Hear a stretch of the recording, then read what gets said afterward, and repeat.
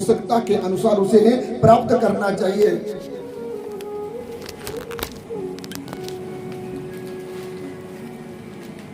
और मानव जब अपने जीवन की वस्तुओं से अधिक इच्छा रखता है तो नरक का कारण बन जाता है। इसलिए राजन, इस जीवन में 3 प्रकार की मृत्यु आती है। कितने प्रकार की मृत्यु होती है? 3 प्रकार की। जन्म 1 प्रकार का है और मृत्यु। अब मानव के शरीर के अंदर कितने शरीर विराजमान रहते हैं? एक शरीर के अंदर कितने शरीर विराजमान रहते हैं? 3। तो मानव को मृत्यु भी 3 प्रकार की आती है। पहली मृत्यु का नाम है सद्यो मुक्ति। जो मानव स्वयं भगवान के चरणों में रह करके अपने जीवन को अर्पण कर देता है और स्वयं वो मानव स्व इच्छा से भगवान के धाम में चला जाए, उस मुक्ति को कहा गया है सद्यो मुक्ति। दूसरी मुक्ति का नाम है कर्म मुक्ति। जैसे मानव ने कर्म किया उसके अनुसार जो मौत मिले उसको कहा गया है कर्म मुक्ति। अब तीसरी मुक्ति कौन सी है? बोले निश्चल मुक्ति। मानव शरीर के अंदर 3 शरीर, 6 चक्कर और 3 प्रकार के प्राण है। जब मानव इन 6 चक्रों का ज्ञान प्राप्त कर ले तो फिर मानव पंच भौतिक शरीर के 6 चक्रों का भेदन करता हुआ पृथ्वी का जल में, जल का तेज में, तेज का वायु में, वायु का आकाश में, आकाश का महतत्व में, महतत्व का प्रकृति में और प्रकृति का पुरुष में सहयोग करते हुए जब इस शरीर को भगवान के चरणों में लगा करके उनका गुणगान करता है, गुणगान करने के बाद वो मानव अपने इस पवित्र देह के रहते हुए मन के मंदिर में भगवान जी को बिठा लेता है और शरीर खत्म हो जाता है। उस मुक्ति को कहा गया है निश्चल मुक्ति। 3 प्रकार की मुक्ति। पहली कौन सी है? सद्यो मुक्ति। दूसरी मुक्ति कर्म मुक्ति। तीसरी मुक्ति निश्चल मुक्ति। जब मानव अपने जीवन में कर्मों को करता हुआ पाप कर सकता है, अगर वही मानव धर्म का अनुष्ठान करे, भगवान के प्रति प्रेम करे, भगवान के प्रति श्रद्धा रखे, तो वो मानव निश्चल मुक्ति प्राप्त करके अपने जीवन को कृतार्थ कर सकता है। तभी तो कहा गया है तस्मात् सर्व आत्मनः राजन हरि सर्वत्र सर्वदा श्रोतव्याकृति वयस्य समर्तव्यो भगवान निर्णाम। जिसका मानव भगवान के चरणों में लग गया हो उस मानव को फिर भगवान की मुक्ति से कोई नहीं बचा सकता। लेकिन जिसने कभी नाम बोला ही नहीं, वो मानव अगर अपनी गति चाहता है मरना तो पड़ता है, लेकिन मरना वही सार्थक है जिस मानव को गति मिले। अगर कुगति में मानव को मरना पड़े तो ना मरने के बाद शांति है और ना ही मरने से पहले उस मानव को शांति मिलती है। इसलिए जीवन का संतोष, शांति भगवान के चरण है। मानव को नित्य प्रति इन चरणों में रहना चाहिए। सुखदेव कहता राजन, अपने मन को तुम भगवान के चरणों में लगा लो, फिर तुम्हारा मृत्यु भी सफल हो जाएगी। लेकिन कलयुग में शास्त्र ने कलयुग के प्राणियों को, जो अभिमानी, अहंकारी, भगवान को ना मानने वाले हैं, उनके लिए भी इस शास्त्र में, भागवत में रास्ता दिया गया है कि अगर वो भगवान का पूजन ना कर सके, भगवान को ना मानने वाले हो, नास्तिक हो, उनको भी भगवान जी गति देते हैं। क्योंकि भगवान ने स्वयं कहा है ये सब आत्मा मेरी है और ये सब आत्मा मेरे होने के बाद मेरे पास ही आकर करके मुझे प्राप्त होती है। इसलिए मेरा कोई पराया नहीं है, मेरे सब अपने हैं। लेकिन जो अपनों से दोष करता है वो कैसा व्यक्ति होता है? जो अपनों से दोष करे वो कैसा व्यक्ति है? कुछ लोग होते हैं ना, कुछ लोग होते हैं कलयुग के अडंबर की तरह। किसी जंगल में 3 कुएं थे, संत लोग चले गए। अब जब संत लोग गए तो क्या देखा? बोले जल से 2 कुएं भरे हैं लेकिन बीच का जो कुआं है वो खाली है। संतों ने बड़ा उसके बारे में सोच कर करके वर्णन किया है। क्यों?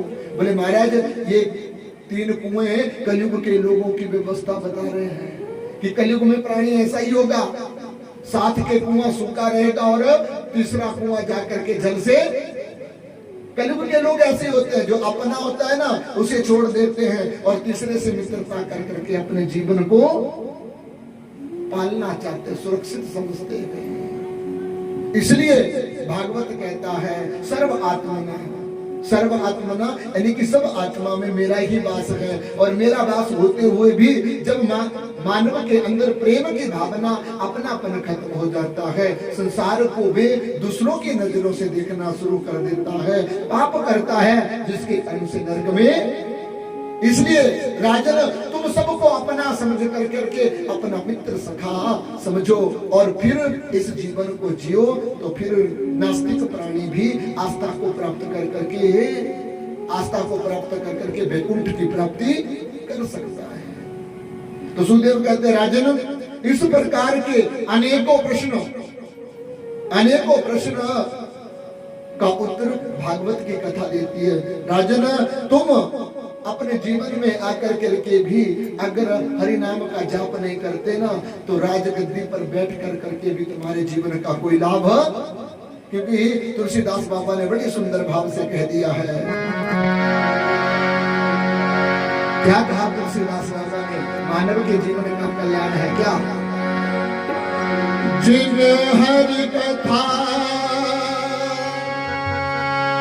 सुन नहीं गाना, वो कानन है रंध्र समान। सिया राम सिया राम जय राम, सिया राम सिया राम जय राम। तुलसीदास बाबा ने सुंदर भाव से कहा, मानव के जीवन में शरीर के अंग है। शरीर के अंगों में कान, नाक, आंखें, हाथ, उदर, मुख, ये सब आता है। लेकिन अगर एक भी अंग भगवान जी के काम नहीं आया ना, तो मानव के जीवन में ये सिर्फ दर्शन मात्र के लिए है। सोने चांदी के कुंडल पहन करके कानों की शोभा नहीं होती,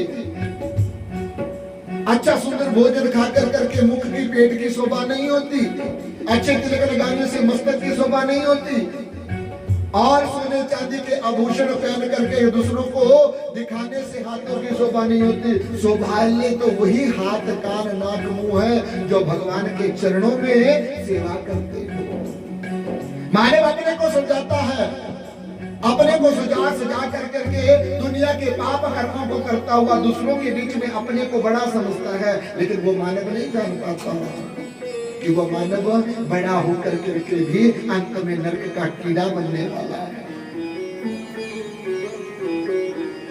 तो सुखदेव कहते हैं कि महाराज, सोभित वरहा अरुष्ट खड़ई सत्तु पुरुष पशु, उस पुरुष का कोई लाभ नहीं जो भगवान की सेवा ना करे। मानव का जीवन तो वही लाभकारी है जिसमें बुद्धि के रहते हुए भगवान के प्रति प्रेम हो। पशु भी मानव से अच्छे हैं जो धर्म कर्म को ना जान कर करके भी अपनी क्रिया को नहीं बदलते। लेकिन कलियुग का प्राणी तो ऐसा मूर्ख है जो बुद्धि के रहते हुए भी पशु से बढ़ करके मानव के जीवन का व्यवहार करता है, और ज्ञान प्राप्त होने के बाद भी नरक में जाता है। इसलिए सुखदेव कहते राजन, तुम अपने जीवन को भगवान के चरणों में लगाने के लिए उन्हीं भगवान का सुमिरन करो जिनके सुमिरन करने से मानव के जीवन में मुक्ति मिलती है, और उन्हीं का सुमिरन मानव के जीवन का कल्याण कर सकता है।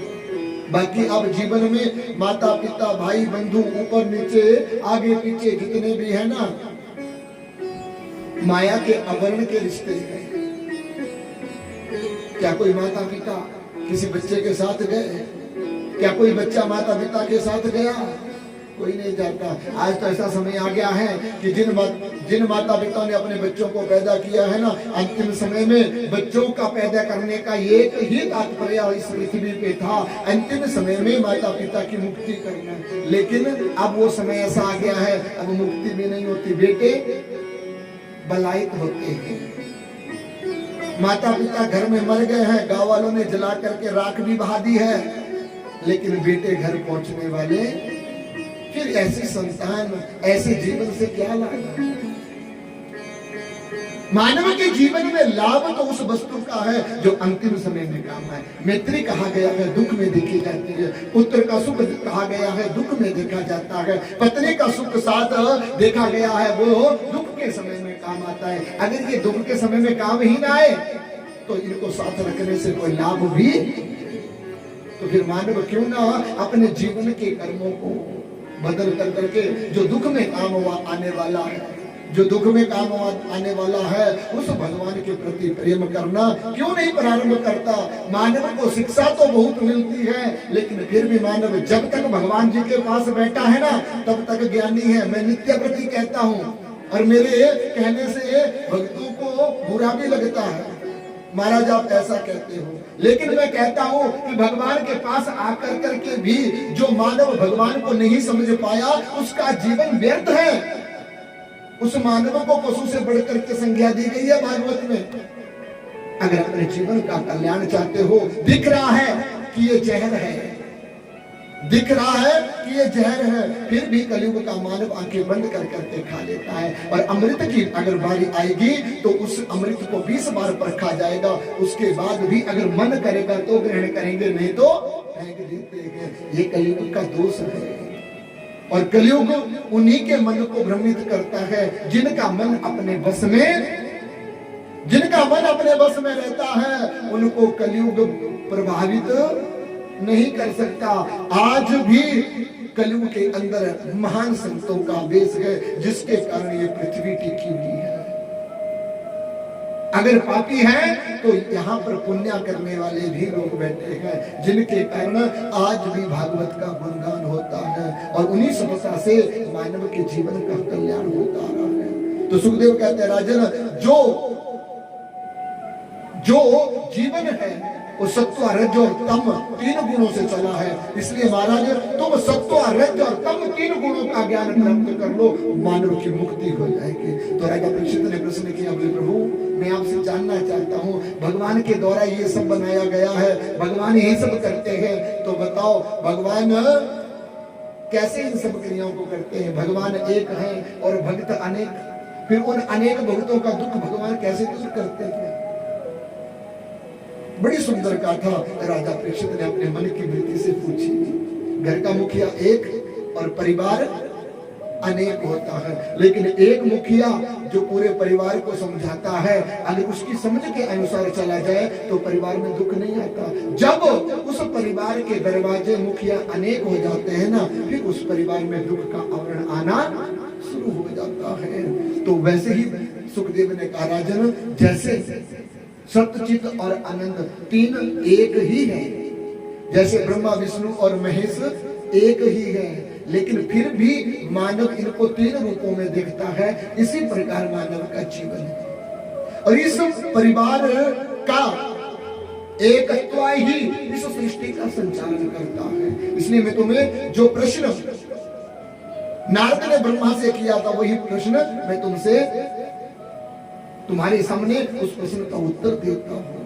तो नारद एक दिन क्या हुआ, घूमते घूमते पहुंच गए ब्रह्मलोक, और जब ब्रह्मलोक में पहुंचे तो क्या हुआ, बोले ब्रह्मा जी तप कर रहे हैं, हाथ में माला जब देखी तो नारद जी बड़े परेशान हो गए।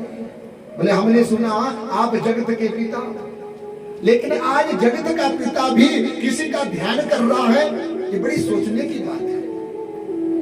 ब्रह्मा हंसे, बोले नारद ऐसा प्रश्न अज्ञानियों के सिवा और कोई नहीं कर सकता। नारद ने कहा महाराज तो बताओ ना, आपके हाथ में जो माला है जप है किसका चल रहा है? बोले सुनो मैं तुम्हें समझाता हूँ। तो मुझे भगवान मानते हो ना, क्योंकि चिड़िया का बच्चा अपने घोंसले को ही संसार समझता है, लेकिन जब उस घोंसले से निकल के वो उड़ान भरता है तो पता चलता है कि इस संसार की दूरी।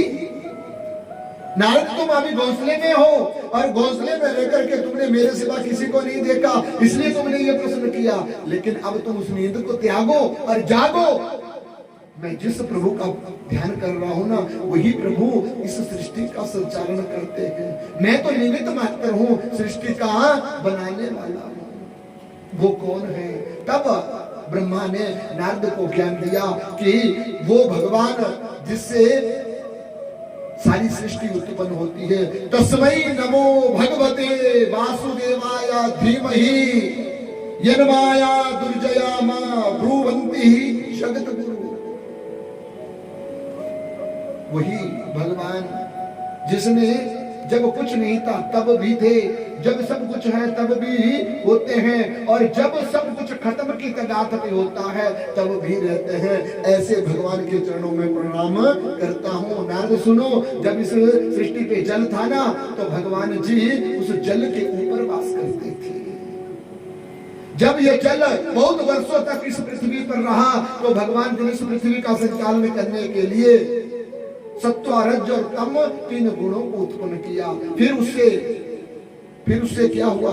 पंच तन मात्राएं, पंच महाभूत, ज्ञान इंद्रियां, कर्म इंद्रियां, 5वां मन भगवान ने पैदा किए। जब ये 5 प्रकार की प्रक्रिया पैदा हुई तो पृथ्वी जो पिंड था जल के बीच में था, उस पिंड को बाहर निकाला और बाहर निकाल करके खुद जल के बीच में शयन किया। शिशु के नाभि से कमल का एक फूल निकला और नारद फिर मेरी उत्पत्ति हुई। जब मेरी उत्पत्ति हुई तो मेरी उत्पत्ति होने के बाद ब्रह्मा कह रहा है मैं परमपिता परमात्मा से ज्ञान प्राप्त कर करके उनका सर्वभूत हृदय मुनि मानतो अस्मि, जो सबके मन में विराजमान भगवान है उनका दर्शन मैंने पाया। और जब मैंने दर्शन पाया तो विराट भगवान के दर्शन करने के बाद मैंने पाया कि जो मैं ब्रह्मा हूँ, जिस जगह पर खड़ा हूँ, जो जल मुझे दिखाई दे रहा है वही ब्रह्मा, वही जल और वही सब प्रक्रिया उस विराट भगवान के शरीर के अंदर दृश्य दिखाई दे रहा है। जब ये सब मैंने देखा तो फिर मैंने भगवान जी से पूछा प्रभु मेरा जन्म क्यों हुआ है? तो भगवान जी ने मुझे सृष्टि का संचालन करने के लिए ब्रह्मा विष्णु और महेश को उत्पन्न किया है। इसलिए मेरा काम सृष्टि को बनाना, विष्णु का काम पालन करना और शंकर जी का काम है संहार करना।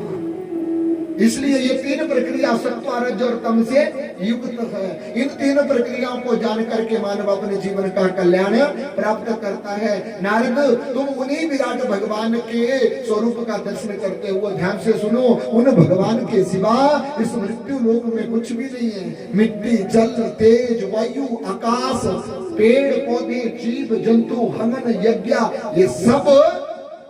ये सब उन्हीं से निर्मित हुआ है और उन्हीं में चल करके भस्म होकर के प्राप्त हो जाता है। फिर कलयुग का मानव क्यों भटकता है? छोटी छोटी बातों को लेकर के मानव के अंदर संख्या होती है।